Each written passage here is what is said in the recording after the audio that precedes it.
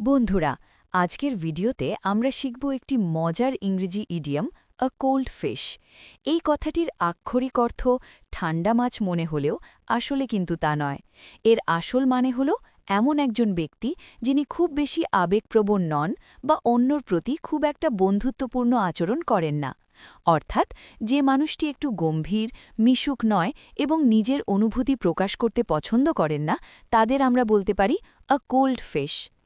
ধরুন আপনার অফিসে নতুন একজন কলিগ এসেছেন, যিনি কারো সাথে কথা বলেন না বা হাসেন না।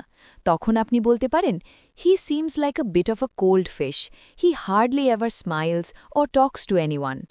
মানে, তাকে দেখে মনে হয় সে খুব একটা মিশুক নয়, কারণ সে কারো সাথে হাসে না বা কথা বলে না। এর সিনোনিম বা সমার্থক শব্দ হিসাবে আপনি ব্যবহার করতে পারেন আনইমোশনাল বা স্টোনি হার্টেড। আবার এর ঠিক বিপরীত বা অ্যান্টোনিম হল ওয়ার্ম হার্টেড বা ফ্রেন্ডলি, যা দিয়ে আমরা খুব দয়ালু ও মিশুক মানুষকে বোঝাই।